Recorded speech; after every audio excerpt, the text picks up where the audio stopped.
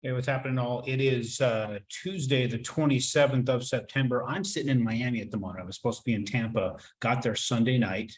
Of course, there was talk of the hurricane, and everybody was talking about it hitting Tampa that, or at least the group I was meeting up with, it was no big deal. A lot of people from Tampa, they didn't stress about it whatsoever. We're meeting at the really, really nice hotel, the Grand Hyatt there, right on the bay. And I was anticipating to ride that thing out because the hurricane would hit today. I'm not going to get out of there till Friday. Just hunker down, maybe get outside along the deck, Lieutenant Dan that thing, and have it hit me a little bit, experience something I never experienced before. And then yesterday, we're in our meeting. I'm supposed to speak today, right? I'm supposed to be on stage today talking about inflation, talking about interest rates, talking about the real value of real estate, utilization of leverage, and how inflation affects your payment, all the things we talk about here.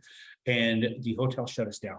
They're like, we're just kicking everybody out. You got to be out within 12 hours. So, or 24, something to that effect. So literally we're all in this massive room. There's hundreds of us and we just have to disperse. Now I was there with my buddy G, who's from Miami. So we just jumped in his car, loaded up all our stuff, hauled across the state in the Tesla. A lot of weather coming in. Then we're coming down to Miami. The swirl of the hurricane has landed right on top of us here. And there's a ton of water hitting us, which is awesome. It was really, really cool to experience. But what was cool is we had to drive towards the storm to get away from the storm. We had to drive all the way south and then cut across. So I had to cut across the Everglades. So it was a really, really cool trip, really, really cool friend. Now I'm here at his place, which is awesome. Get to spend a couple of days here, fly out of Miami, and then on to the next place I got to go. So what we're talking about, so that was my experience, a little bit of the shitstorm in my world. Now we got shitstorms going on in the market, man. I don't know if you guys are seeing what's happening out there, but it is madness. We're hitting some extreme bear markets. We have money so sitting, just leaving and sitting on the sidelines like crazy. Usually when you have the kind of bear market we're experiencing in the equities, that you would see that the bonds would benefit. But now we're seeing bonds are really in a position that we haven't seen since World War II. Not a lot going in there because of the confidence, I believe, in the market is lacking because of what we've got going on with the dynamics with the Fed and the dynamics with the current administration has no freaking clue what the hell they're doing, or they know so damn well what they're doing that they're just completely pounding everything into oblivion. I don't fully understand what's going on behind the closed doors, but I can't imagine it being really, really benevolent thought process, to be honest with you. One thing I found interesting, I'm looking at all the data that's come out. The consumer confidence data was released today, and it's saying that, they had a previous reading of 103.6, consensus reading was 104.3, a little bit of confidence. We got a reading of 108. Why? Why is consumer confidence going to that extent? It's not making a lot of sense to me. I'm not quite following along here as to why, and what that means. People are buying and buying a lot more crap, spending a lot more money. Doesn't make sense to me. Inflation is up because we're spending so much money. There's so much money out there going after fewer goods. And the thing about the goods is we still have some supply chain issue. There's still not as much available as there was before. So there's more money chasing it, therefore driving the prices up.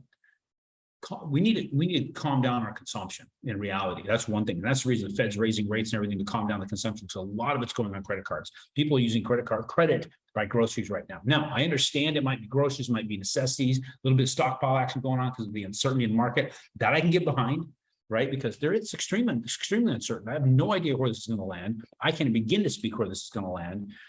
But and definitely get your necessities if you don't have it, because you don't know. It just makes sense to have stuff because we have no clue what's going to happen. There's water shortages in the West.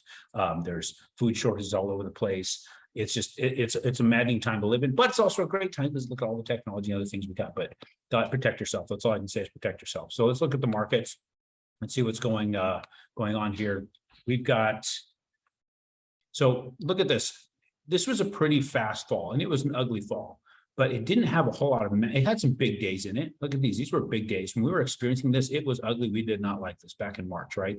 It started to get ugly back in January. It continued on the ugliness. And then we got some settle down. We have these big drops. We come back and we filled those gaps. These gap downs like to fill back in. It might take time, but they'll fill back in. See, look at it right back up here to where the gap started. But look here, look at this steep drop. That right there is freaking crazy. Look at these big drop days. Interest rates are doing some maddening things. Luckily, we do have a floor here. I don't know how strong it's going to be, but look at how steep that fall was. The last time we saw a fall that steep back when COVID hit. So there's some things going on out there in the market that's really driving this. And I think it's just the money sitting on the sidelines is causing a lot of this. Now I'm hoping that we come up out of this channel and get, hopefully we get past this ceiling of resistance. I'm praying, I'm not certain. I've had to look at what some traders have been putting up there, and I had to go way back into the archives to look at some distant charts to see what we might have for resistance and what we might have for support. Here's some other charts to take a look at. This shows the 10-year.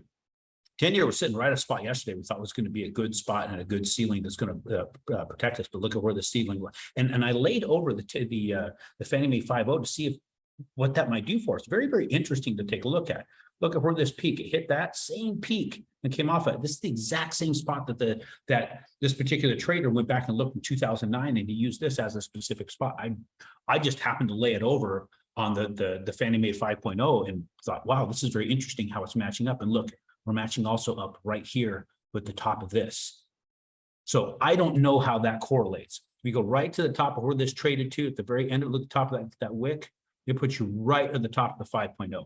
I don't know where this that is a barrier. It could be. There could be something technical in there. This is what they're claiming is our ceiling that might protect us from going even further up, therefore keeping the 10-year from getting too crazy. But I'm really hoping these right here, these inverse areas for the 5.0 is maybe some sort of technical barrier. I can't say if it is or isn't. I'm not been in the trading world at all to be able to look at what they look at.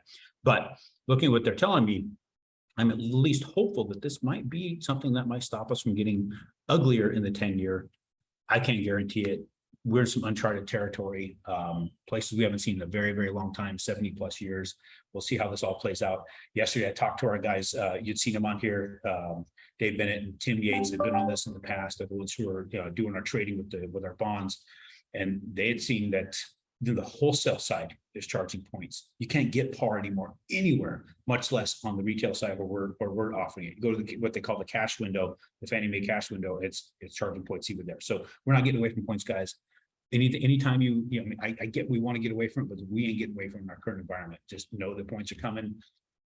Look at the deal. Does the deal make sense given your costs? Are we going to be able to continue to generate revenue in every one of those areas? Let's talk about that in greater detail. Spend some time on the phone. Let's talk to your business and make sure you're safe. I do not want to put you in a negative position, but also this is when you get to see who's really got their balls attached, or if they're there for decoration.